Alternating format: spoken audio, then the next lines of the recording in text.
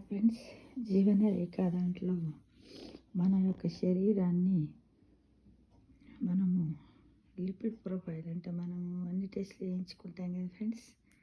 అలా అనుకున్నట్టయితే ఒక కథ ఉంది. ఈ కథని మధ్య కాలంలో ఒక ప్రఖ్యాత వైద్యుడు ఈ లిపిడ్ ప్రొఫైల్ ప్రత్యేకమైన రీతిలో వివరిస్తూ ఒక అందమైన కథనాన్ని మనందరితో పంచుకున్నారు. దాన్ని సేకరించాను. అది ఇప్పుడు నేను మీ ముందు ఉంచుతాను ఫ్రెండ్స్.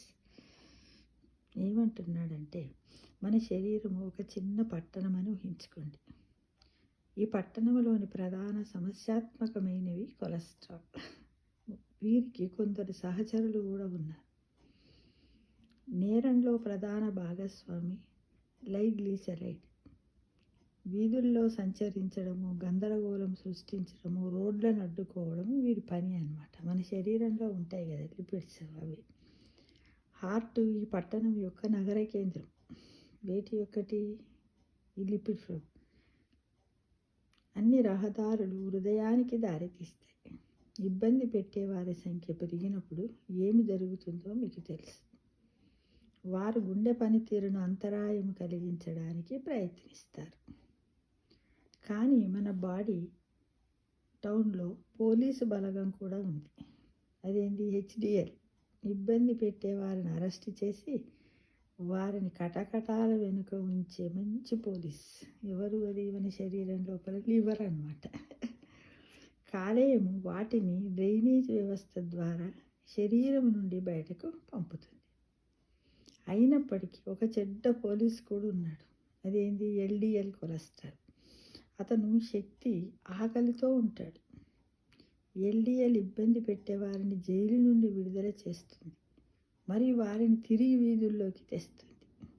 ఏది? ఎల్డిఎల్. మంచి పోలీస్ అంటే హెచ్డిఎల్ సంఖ్య కంటే ఎక్కువగా ఉన్నప్పుడు పట్టణం అస్తవ్యస్తంగా మారుతుంది. అటువంటి పట్టణంలో నివసించడానికి ఎవరు ఇష్టపడతారు?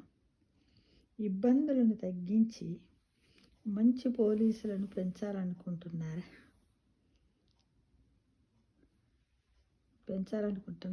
అతన్ని అడగడం ప్రారంభించండి.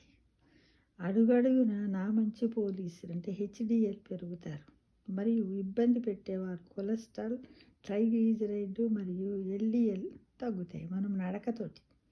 ఇదంతా ఏంటంటే మనం వాకింగ్ చేయడం వల్ల అవుతుంది. మీ పట్టణం అంటే మన శరీరము తన శక్తిని తిరిగి పొందుతుంది. హృదయము నగర కేంద్ర సమస్యాత్మకముగా ఉండేవారి దిగ్బంధనాల నుండి సురక్షితంగా ఉంటుంది. మరియు మీ గుండె ఆరోగ్యంగా ఉన్నప్పుడు మీరు కూడా ఆరోగ్యంగా ఉంటారు కదా, అంతే కదా. కాబట్టి మీకు అవకాశం దొరికినప్పుడల్లా నడవడం ప్రారంభించండి. ఎక్సర్సైజ్ చేయడం, యోగా చేయడం, మౌనంగా ఉండడం, ఇలా రకరకాలైనటువంటి పుస్తకాలను చదవడం, మనసును ఉల్లాసంగా ఉంచుకోవడం, ఇవన్నీ మనము చేస్తూ ఉండాలి. ఎంత బాగా చెప్పాడు కదా ఈ డాక్టర్ కదా. అంటే మన శరీరం అనేది ఒక లిపిడ్ ప్రొఫైల్. అంటే మనం రక్త పరీక్ష ఇవన్నీ ఎలా చేసుకుంటామో మనం చేసే దినచర్యలను కూడా ఒక లిపిడ్ ప్రొఫైల్ లాగా మనము అవలంబించినట్టయితే మన శరీరము ఎల్లప్పుడూ సంతోషంగా, హెల్దీగా ఉంటుంది. అంటే దీనికి ఒకటే కారణం కాదు. హెల్దీ డైట్ తీసుకోవాలి. డైట్ తిన్నంత మాత్రాన అంటే లేదు.